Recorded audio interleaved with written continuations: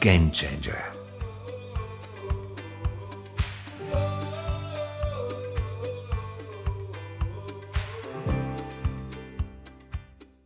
Since her inter-county Gaelic football debut at the age of 13, Cora Staunton has gone on to win 4 senior All-Ireland championships with Mayo, featuring in 67 championship games over 23 seasons. She has led her club team, Carnacon, to 6 All-Ireland titles and has won 11 All-Star awards. In 2017, Cora became the first international player signing in the Australian Women's Football League. In the following extract from her best-selling autobiography, Game Changer, she recalls her involvement in the 1999 All-Ireland Senior Ladies Football Championship final. The buzz around Mayo in 1999 was mighty. There was bunting nearly hanging off cattle. Every old fellow with a cap was reading about us from a bar stool. This level of support was only ever rolled out when the Mayo men got to Croke Park. They had returned empty-handed twice out of the last 3 seasons, so the fuss was about us redeeming ourselves as a county more than anything. We were a glimmer of hope for people. And that was when it dawned on me what playing for Mayo was really about. We were giving people something to believe in.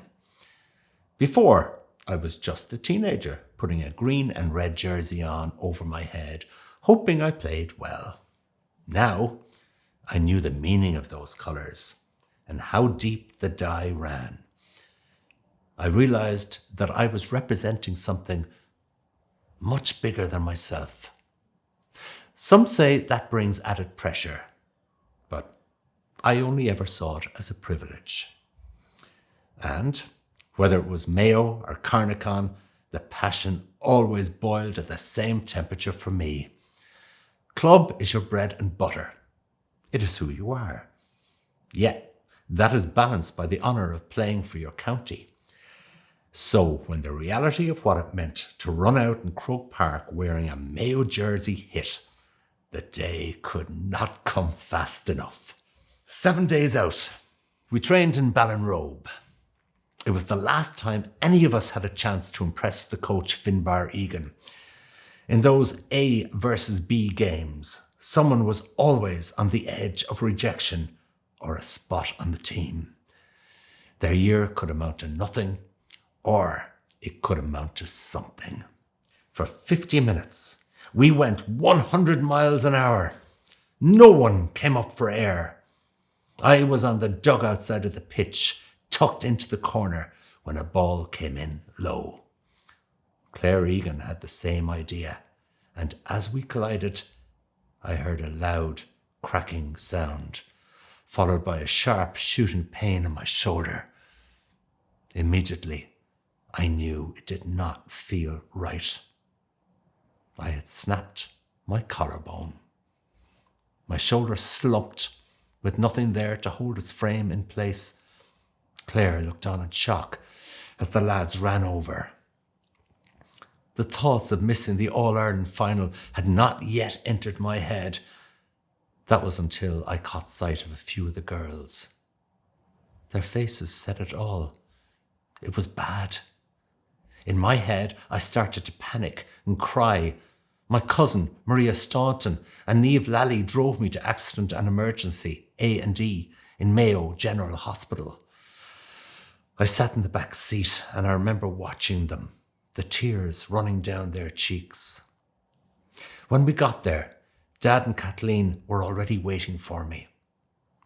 The last time we were there all together was the night Mam died. The last 14 months of football with Mayo had distracted us all. Getting to the All-Ireland Senior Final was a new beginning for all of us. The team was winning. Parents had got to know one another, and Dad enjoyed getting out to the games. Going back to play with Mayo after Mam passed away had also made me cop on. I had realised it was just Dad now. and I did not want to cause him any more trouble. Yet there I was, landed in A&E. When we got home, I locked myself in my bedroom. I did not come out for hours. I was numb. It was almost how I felt when Mam died. Not that I cried a lot. I just sat there trying desperately to make sense of it all. Obviously, the preparations continued at full pelt, but I felt a little isolated from the group. It had nothing to do with the girls. I just didn't feel like I was in the thick of it. I was on the outside, looking in. I was the missing link in our up and downs, and that was difficult for me. Just as we had done for the All-Ireland semi-final, we stayed the night before in Maynooth University in Kildare. Maria and I roomed together, and just before we headed to the Glen Royal Hotel for dinner, there was a knock at the door. It was Finbar. He sat down on a chair in the corner of the room as if he was just coming in for a chat. And then, out of the blue, he told me that I was starting on Sunday. They would leave me on for the first 30 seconds and then I would make way. I could not believe it, but he was deadly serious. He'd even spoken to Michael Ryan, the Waterford coach, to make sure that his players knew not to nail me in the opening minute. Hearing that news took my mind off everything. I was back on the inside and I would finally get to wear the green and red of Mayo in Croke Park. Looking back, I'm sure Finbar was only doing it to help me. In the previous months, we'd built up a bit of a relationship and he had learned what I had gone through at home with Mam. By letting me start, it was his way of easing some of the pain for me. On the day of the final, 3rd of October 1999, there were 15,101 people in Croke Park. It was a long way from Carnican's home pitch, Clogher, to Croke Park, and I was so grateful to get to start. As I followed the Artane band around the pitch in the pre-match team march, my right arm dangled limply. I did not want to wear a sling because that would show weakness. When the whistle blew, I cherished what turned out to be the next 47 seconds at corner forward. I took in the rush, I took in the hill, and the sound of the crowd before Finbar called me and sent in Orla Casby to the half-forward line. She already had the slip of paper ready to pull from her sock, and when she came on, everyone knew to rotate in the forward line. As a result, Michael Ryan spent the next 5 minutes reshuffling his own crew. It was horrible to have to watch the game from the bench. I felt helpless, and every now and then I snuck out of the dugout and wandered down to the sideline. I had to get closer or I would have lost my mind. We started slowly when it came to getting scores. Once settled, we got in a rhythm. Points from Diana Hora, Sabrina Bailey, and Christina Heffernan saw us lead by a point at half-time, 5-4. In the dressing room, we did not think we had it won, but we believed in ourselves. Less than a minute after the restart, Diane and Christina both fired over frees, and Imelda Malarkey, our cornerback, added another point from play. We were in the zone. But Waterford were going for a possible 6th title in a decade, and Michael Ryan instructed his players to throw everything at us in the quarter-final. They did, but we managed to keep them 3 points adrift. In the last 10 minutes, the up and downs kicked in, and Waterford started to cramp. It was happening, and we were outrunning them, with Sinead Costello picking off a vital point to widen the gap to 4 points, 12-8. For the first time ever, the countdown clock was used in Croker, and as the seconds ticked, the crowd lifted. A section of fans behind our dugout started to sing, "We are the champions," before the whistle went. Suddenly, we had done it. As the substitutes ran on, a reporter grabbed me for a word, and let me just say I made a fool of myself. "We have done what the Mayo men couldn't do," I shouted down the camera lens. It was my first interview on television, and it was a fierce, stupid thing to say. It is one of the few regrets I have in my career, because I should have known how hard it was to bloody win one. The lads had given it everything and more, and in my moment of madness, I forgot that.